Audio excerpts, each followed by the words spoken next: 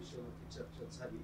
मात्र आज त्यावरती काही जणांकडून अशा स्वरूपाचा खुलासा केला जातोय की राज ठाकरे यांनी महाराष्ट्र हितासाठी एकत्र येण्याचं आवाहन केलं, मात्र उद्धव ठाकरेंनी अटी आणि शर्ती घालून हे केलेलं, अडचण निर्माण केली. माझ्या माहितीप्रमाणे कोणत्याही अटी शर्ती माननीय उद्धवजी ठाकरे साहेबांनी राजसाहेबांच्या आव्हानाला घातलेल्या नाहीत.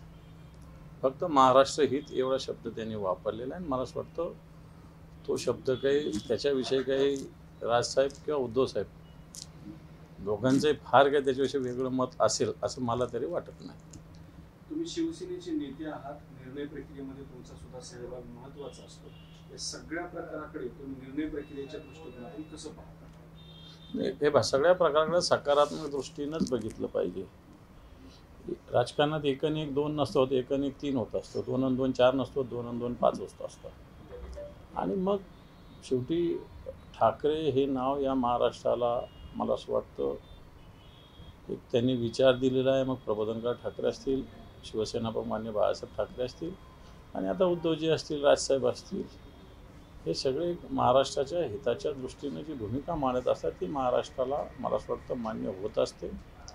आणि अशा पद्धतीनं महाराष्ट्राच्या हितासाठी जर असं एक हे 2 बंधू व्हायला लागले तर मला असं वाटतं आमच्यासारख्या शिवसैनिकाला त्याच्यात चांगलंच वाटलं पाहिजे.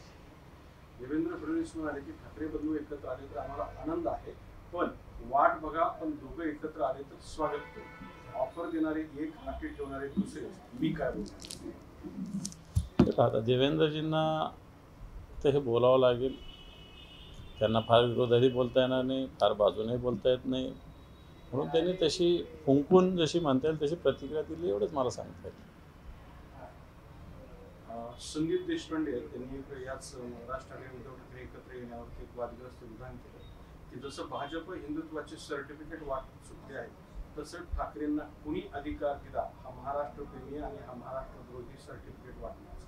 मला असं वाटतं संदीप देशपांडे असेल, अन्य कोणी असेल, त्यांच्या वक्तव्याकडे दुर्लक्ष करून राजसाहेबांच्या वक्तव्याकडे लक्ष दिलं पाहिजे आणि उद्धव साहेबांच्या वक्तव्याकडे लक्ष दिलं पाहिजे. असे मधले कोणी बी असत नाही, त्यात मी सुद्धा असू शकतो.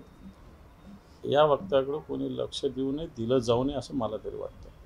बाळा नांदगावकर 2017ला स्वतः मातोश्रीला जाऊन आले पण उद्धव ठाकरे भेटीसाठी खाली आले नाहीत असं सुद्धा त्यांनी खुलासा केला. बाळा नांदगावकर एक ज्येष्ठ नेते आहेत, एक निष्ठावान शब्द मी त्यांच्यासाठी वापरेल, भले ते राजसाहेबाशी निष्ठावान असतील. त्यांनी बोललं का हे आता बोललं का? मला असं वाटतं बाळा नांदगावकरांसारख्याला तर या सगळ्या विषयाचा अतिशय आनंदच होईल असं मला तरी वाटतं. राज ठाकरेंची मुलाखती फार व्यापक आहे, फक्त निवडणुकीपुरता मर्यादित हा विषय नाही. मराठीसाठी, महाराष्ट्रासाठी ठाकरे बंधूच का सर्व मराठी पक्षांनी एकत्र यायला पाहिजे असंही संदीप देशपांडेंचं वाटतं. मी मला असं वाटतं सांगितलं ना, सगळ्यांनी एकत्र यावं वगैरे वगैरे बोलायला सोपं असतं, परंतु आत्ताच्या घडीला ह्या ज्या 2 भूमिका 2 नेतृत्वांकडून येत आहेत, मला वाटतं त्याला आपण सकारात्मक दृष्ट्या घेतलं पाहिजे. ते अमय खोपकर आहेत मनसेचे नेते, ते म्हणाले की अशी अभद्र युती होऊ नये हीच ईश्वर चरणी प्रार्थना. मी काय म्हणतोय, मधल्या लोकांच्या सगळ्या म्हणण्याकडे आपण दुर्लक्ष करावं.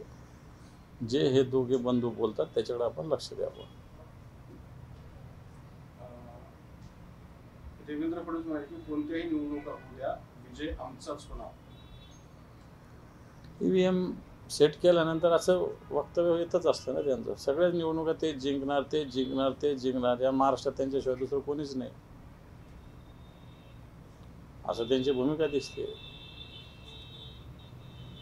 उदय सामंत म्हणाले की राज ठाकरे यांना अटीशक्ती घालून कमी लेखण्यात आलंय आणि उद्धव ठाकरेंचं उत्तर म्हणजे प्राथमिक शाळेतील भांडण वाटतं. त्यांच्या प्रतिक्रियात मला असं वाटतं अपरिपक्वतेची प्रतिक्रिया आहे. कारण शाळेतलं भांडण काय तुमच्यासारखं आहे का? हे चिल्लर प्रश्न विचारू नको म्हणणं तुमच्या नेत्याने ते वाटतं का तुम्हाला? बरोबर करा. तर मला असं वाटतं राजसाहेब, उद्धवसाहेब या दोघं नेतृत्वांना आपण कोणी सांगावं किंवा शिकवावं असं आम्हाला कोणाला वाटत नाही. मराठीच्या मुद्द्यावरून अजित पवारांनी मनसेवरती टीका केली आहे. हिंदी भाषा शिकवणं बिघडलं कुठे? विरोधकांकडून समाजात तेढ निर्माण करण्याचं काम सुरू आहे असं अजित पवार. हिंदी भाषा शिकू नये अशी भूमिका मला असं वाटतं मनसेची असेल किंवा आमची असेल अशी भूमिका नाही आहे. आमची भूमिका अशी का कंपल्शन नको. या महाराष्ट्रात मराठीची सक्ती असो, हिंदीची नाही. हिंदी शिका, इंग्रजी शिका, तामिळ शिका, आणखी अजितदादाला कोणती तेलुगू बिलगू कानडी काय शिकायची ती शिका, आम्हाला काही घेणं नाही. आमचं म्हणणं आहे की कंपल्शन कोणत्याही भाषेचं करता येणार नाही. या महाराष्ट्रात फक्त मराठी अनिवार्य करता येईल एवढंच आमचं म्हणणं आहे. मराठीच्या बाबतीत मी सरेंडर होणार नाही असं राज ठाकरे म्हणाले. हे जे इथे बोलले त्या घाटकोपरमध्ये मराठी सक्ती करून दाखवा असं उद्धव ठाकरेंचं वक्तव्य आहे. तर हिंदीची जबरदस्ती करा, लाथ घालून हाकलून देऊ असे उद्धव ठाकरे. नाही, हिंदीची जबरदस्ती या महाराष्ट्रात करता येणार नाही.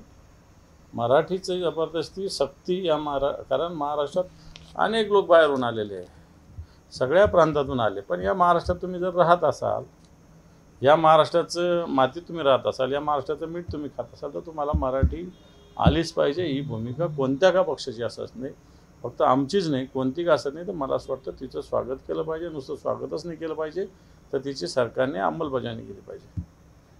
ती आपल्या दिनानाथच्या जे गर्भवती महिलेचा मृत्यू झाला होता त्या ससूनने आणखी एक अहवाल सादर केलेला आहे. त्या अहवालानुसार सुश्रुत घैसास यांच्यावर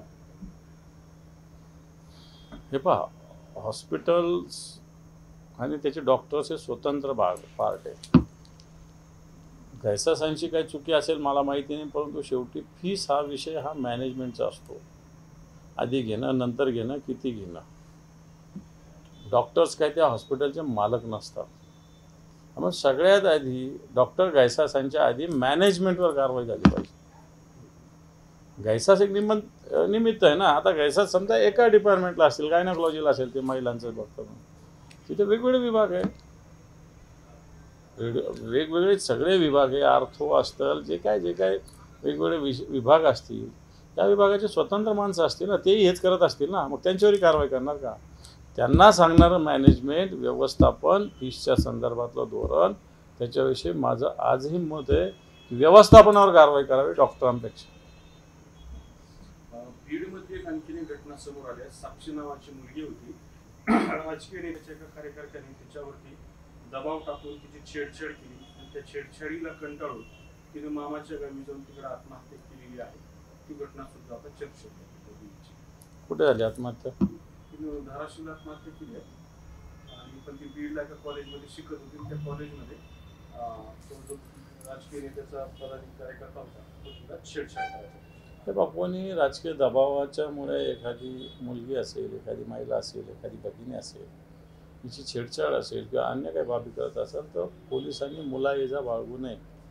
कोण कोणाचा मुलगा आहे, भाऊ आहे, बाप आहे, पुतण्या आहे, मावसा आहे, काका आहे, जे काय असेल ते कडक कारवाई केली पाहिजे. जर ती केली नसेल तर मला असं वाटतं या मुलीला असं करण्यास आपण भाग पाडला असं मानता येईल. आणि म्हणून संबंधित पोलिसांनी गुन्हेगारावर ताबडतोब त्वरेनं कारवाईची आवश्यकता आहे. थँक्यू.